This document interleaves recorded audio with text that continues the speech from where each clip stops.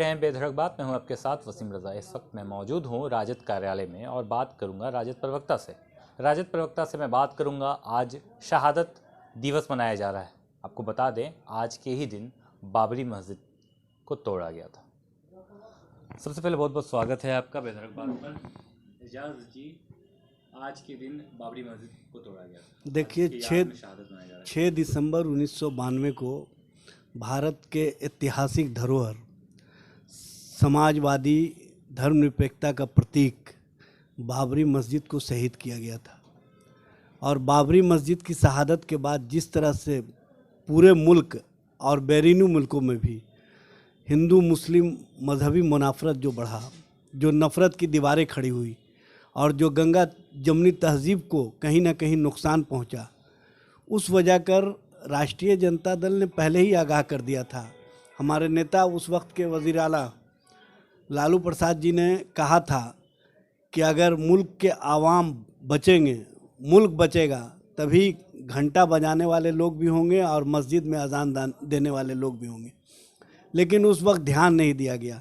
आपको पता है कि राष्ट्रीय जनता दल ने अपने विचारधारा को मजबूती के साथ आगे बढ़ाने का काम किया है और मुख्यमंत्री रहते हुए श्री लालू प्रसाद जी ने जो सोमनाथ से अयोध्या तक राम रथ यात्रा लेकर के लाल कृष्ण आडवाणी निकले थे, उसको रोकने का काम श्री लालू प्रसाद जी ने किया और रोक करके मुल्क के अंदर जो नफ़रत की दीवारें खड़ी हो रही थी उसको कहीं ना कहीं कुछ कम करने का काम किया।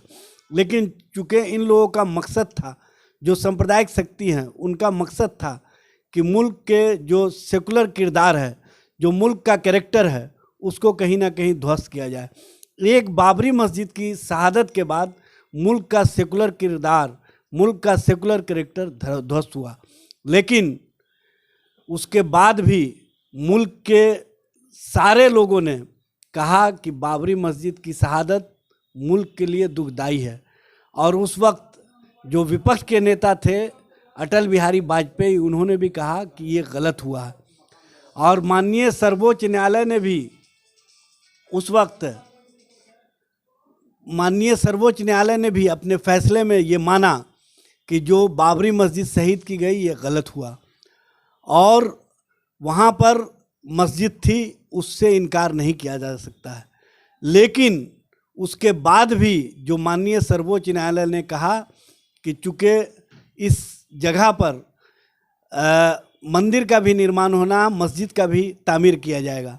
लेकिन अफसोस की बात है कि आज भारतीय जनता पार्टी मंदिर निर्माण की तो चर्चा करती है, लेकिन मस्जिद तामीर की बात को छुपा लेती है। ये कहीं ना कहीं जो माननीय सर्वोच्च न्यायालय का आदेश था, जो सर्वोच्च न्यायालय ने फैसला दिया था, उसके साथ भी धोखाधड़ी भारतीय जनता पार्टी और उत्तर प्रदेश की सरकार के द्वारा किया जा रहा है। जब मंदिर का निर्माण कार्य चल रहा है तो मस्जिद की तामीर काम को रोक के क्यों रखा गया है, ये सवाल है मुल्क के लोगों का। कहीं ना कहीं मुल्क एजाज जी भाई, मैं पूछना चाहता हूँ, क्या जिस मस्जिद की शहादत हुई, इस मस्जिद को इंसाफ मिला अभी तक?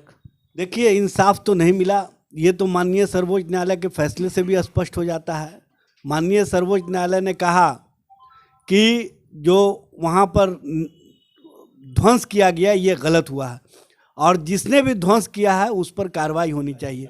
लेकिन अफसोस की बात है कि किसी पर कार्रवाई नहीं हुई और उसका दोष अज्ञात लोगों पर दर्ज करके कहीं ना कहीं उन सारे भारतीय जनता पार्टी के बड़े नेताओं को बचाने का काम किया गया जो इसमें मुजरिम थे, जो इन पर आपराधिक मुकदमा चलना चाहिए था, उस मुकदमे को ठंडे बस्ते में डाल दिया गया।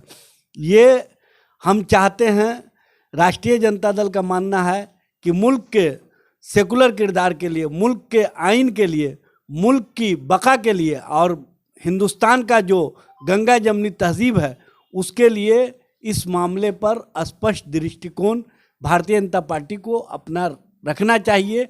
और उस वक्त जो अटल बिहारी वाजपेयी ने कहा था कि गलत हुआ है, उस मामले पर इनका क्या सोच है उसको स्पष्ट करना चाहिए। एक सवाल और, बिहार की राजनीति में हर दिन जहरीली शराब से मौतों की संख्या बढ़ रही है। क्या सच में शराबबंदी है बिहार में? अगर है तो फिर ऐसा क्यों होता है? कि आपने सत्ता पक्ष से कभी पूछा? देखिए, शराबबंदी है ही नहीं।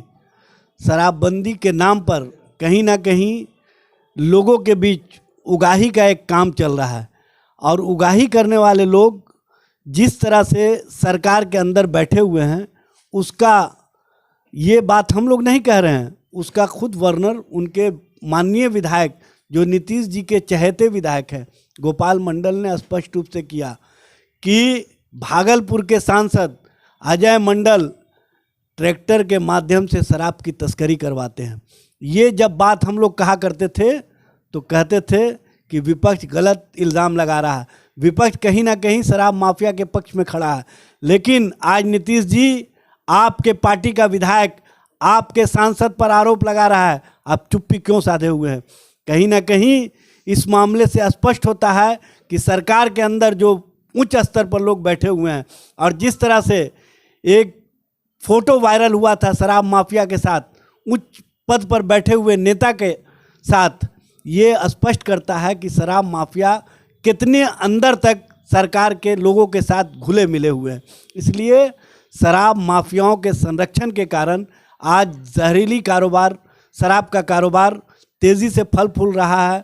जब गोपालगंज में, मुजफ्फरपुर में, पश्चिम चंपारण में, बेतिया में जहरीली शराब से लोग की मौत हुई तो उस वक्त कहा गया कि कुछ कोताही रह गई थी। लेकिन जब इतनी कड़ाई है, उसके बावजूद भी कल वैशाली में 6 लोगों की मौत जहरीली शराब पीने से क्यों हुई? क्या नीतीश जी इसकी जवाबदेही लेंगे? नीतीश जी, आपको स्पष्ट रूप से बताना चाहिए कि जहरीली शराब से लोग मर रहे हैं और आपकी सरकार चुप्पी साधे हुए है। बिहार विधानसभा के अंदर शराब की बोतलें मिल रही हैं, पुलिस लाइन में शराब की बोतलें मिल रही हैं, हर जगह डीएम और एसपी कार्यालय के सामने शराब की बोतलें मिल रही हैं। ये क्या स्पष्ट करता है कि कहीं ना कहीं सत्ता के लोगों का संरक्षण शराब माफियाओं के साथ है। आप शराब पीने वाले को तो पकड़ते हैं, शराब पिलाने वाले और शराब पहुंचाने वाले की पकड़ आपके सरकार के लोगों के द्वारा क्यों छूट जाती है? यह स्पष्ट करता है कि शराब माफिया अंदर तक सरकार के लोगों के साथ घुले मिले हुए हैं।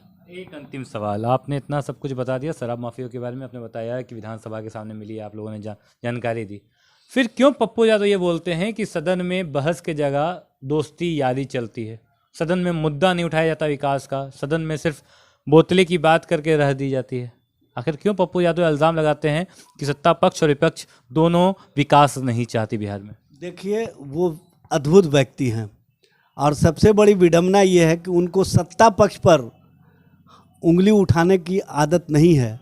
वो हमेशा सत्ता पक्ष से सुपारी लेकर के विपक्ष पर उंगली उठाने का काम करते हैं। सत्ता पक्ष से सुपारी लेते हैं, यह स्पष्ट प्रमाण है। क्यों नहीं नीतीश कुमार से वो सवाल करते हैं? क्यों नीतीश कुमार से वो डरते हैं? क्योंकि उनको ये बात पता है कि फिर 5 महीने के लिए बुक कर दिए जाएंगे।